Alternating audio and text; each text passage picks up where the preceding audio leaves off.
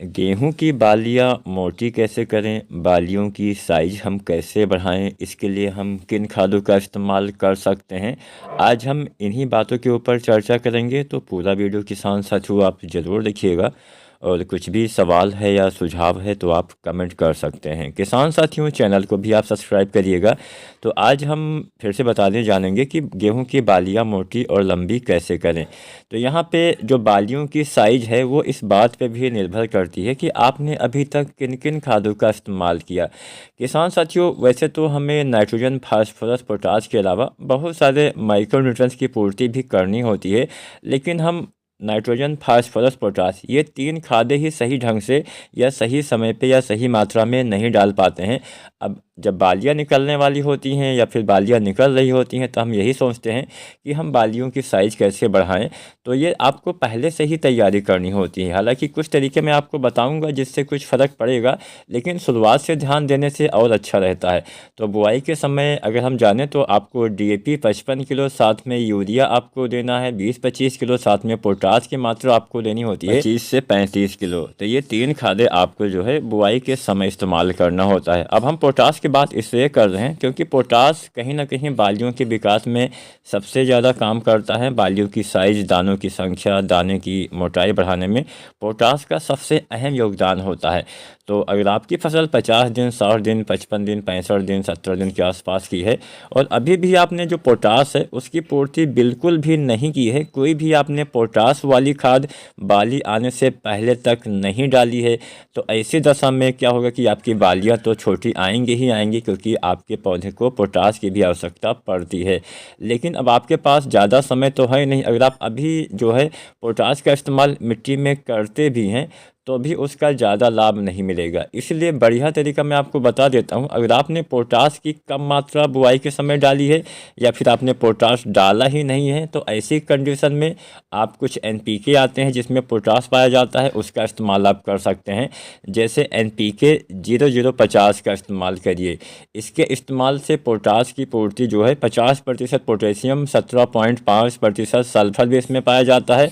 और हमारी मिट्टी में पोटाश के साथ साथ सल्फर की भी काफ़ी कमी देखी गई है।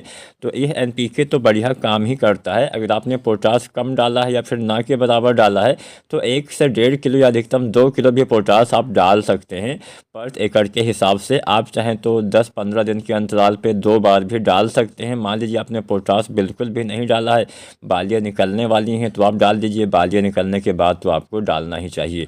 तो पोटाश की पूर्ति आप इस तरह से भी कर सकते हैं, लेकिन अगर आप शुरुआत में डालते हैं वो सबसे बढ़िया तरीका होता है। बाद में जो हम खादें डालते हैं काम तो करती है, लेकिन आप ऐसा मत समझिए कि पूरा पूर्ति वो, मतलब शुरुआत से जो चीज़ें विकसित होती हैं और जो बाद में आप पूर्ति करते हैं उसमें डिफरेंस बहुत होता है। इसलिए पोटाश जो एमओपी पोटाश 60% वाला आता है, 25 से लेकर 30-35 किलो आपको बुआई के समय ही इस्तेमाल करना है। बाई चांस ना डाल पाए हों तो पहले पानी तक तो डाल सकते हैं, लेकिन बाद में डालेंगे क्योंकि सर्दियों में क्या होता है खादें सही ढंग से काम नहीं करती हैं। इसीलिए किसान साथियों, बुआई के समय ही ये सारी खादें आपको डालनी चाहिए। तो पहले तो आपको पोटाश तत्व की पूर्ति करनी है। आप एनपीके 0050 का इस्तेमाल कर सकते हैं, या फिर कुछ पीलापन है तो आप एनपीके जो आता है 13045 इसका भी इस्तेमाल बालियाँ निकलने से पहले कर सकते हैं। 1 से 1.5 किलो यह एनपीके आपको डालना होता है और 2 किलो उस कंडीशन में डालना है जब बिल्कुल भी आपने पोटाश ना डाला हो। तो आप अधिकतम 2 किलो पर एकड़ के हिसाब से भी प्रयोग कर सकते हैं, अन्यथा 1-1.5 किलो मात्रा ही पर्याप्त रहती है। तो पहली चीज़ तो आपको पोटाश का इस्तेमाल करना है। पोटाश की कमी से बालियाँ छोटी पतली कमज़ोर रह जाएंगी।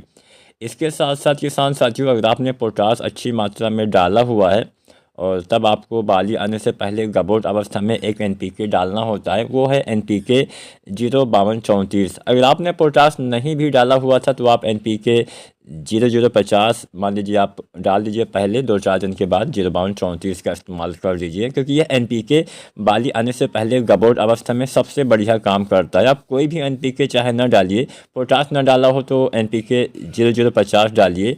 इसके साथ साथ आप 0.34 का इस्तेमाल अगर आप 4-5 दिन के बाद करते हैं तो बढ़िया काम करता है। यह काम क्या करता है ये भी मैं आपको बता दूं। इसमें 52% फास्फोरस होता है। फास्फोरस एक हिसाब से इस समय ट्रांसपोर्ट का काम करता है, पौधे के बालियों तक भोजन पहुंचाने का काम करेगा, जिससे जो भोजन है सही से बालियों के निर्माण में पहुंच पाएगा, जिससे बालियों का निर्माण, बालियों का विकास बहुत ही अच्छे ढंग से ये हो पाएगा। तो 0.34 में पोटेशियम भी 34% होता है, जो फल फूल दाने बीज के निर्माण में अच्छा योगदान करता है। तो 0.34 भी 1 से 1.5 किलो बाली आने से पहले इस्तेमाल करना है। इससे पहले आप एक चीज़ और डाल सकते हैं, वो है जिंक। अब हालांकि आप 0.34 के साथ भी जो चिलेटेड वाली जिंक आती है उसका इस्तेमाल कर सकते हैं, लेकिन अलग अलग बर्तन में घोलना है। इस समय जिंक डालने से काम क्या होगा कि पौधे भोजन अच्छे से बना पाएंगे, पौधे में प्रकाश संश्लेषण बहुत बढ़िया से करवाएगा। जिंक इस समय जो किसान साथी जिंक का स्प्रे बिल से पूर्ति करते हैं, उन्हें जिंक जो है बाली आने से पहले भी डालना चाहिए। जो चिलेटेड वाला जिंक आता है ये भी आप डाल सकते हैं।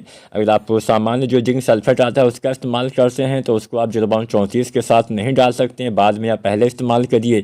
लेकिन जो चिलेटेड वाली जो 12% वाली जिंक आती है EDTA वाली, इसकी लगभग 100 से 120 ग्राम मात्रा आपको लेनी है। 100-120 ग्राम मात्रा 1 एकड़ के लिए पर्याप्त रहेगा और इसके इस्तेमाल से बढ़िया फ़ायदा मिलेगा। पौधे में भोजन का निर्माण अच्छे से करवाएगा, प्रकाश संश्लेषण अच्छे से होगा, जिससे बालियाँ सही से विकसित हो पाएंगी। तो जिंक लेना है और 0.34 लेना है।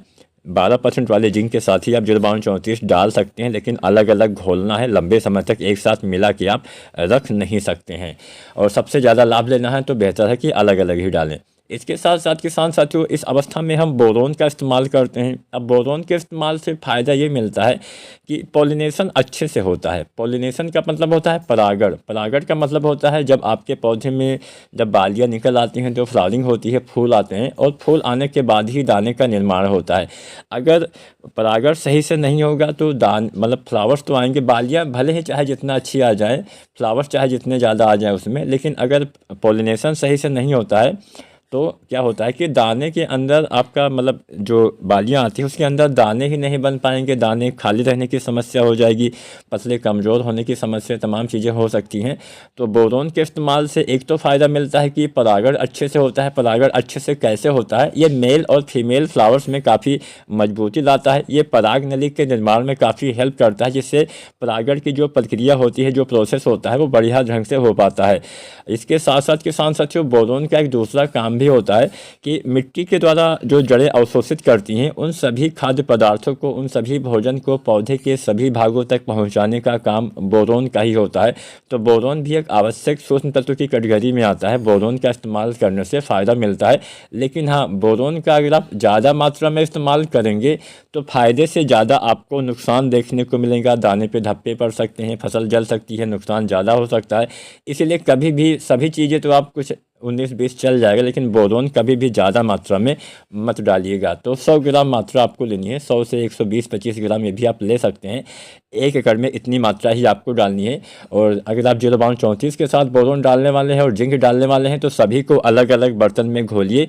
उसके बाद टंकी में एक साथ डाल के अगर आप स्प्रे करते हैं तो अच्छा फ़ायदा मिलेगा, परागण अच्छे से होगा। 0.34 डालने से बालियाँ अच्छे से बनेंगी, जिंक डालने से भोजन अच्छे से बनेगा, जिससे आपका फ़ायदा होने वाला है। ये 3 खादें बाली आने से पहले गबोट अवस्था में आपको इस्तेमाल करना है। अब एक सावधानी आपको ये बरतनी है कि इन अवस्थाओं में आपको पानी की कमी नहीं होने देनी है। अगर पानी की कमी हो जाएगी तो नुकसान होगा। तो उम्मीद करते हैं आज की वीडियो जानकारी अच्छी लगी होगी। वीडियो पसंद आई है तो लाइक शेयर करें और चैनल को सब्सक्राइब करें।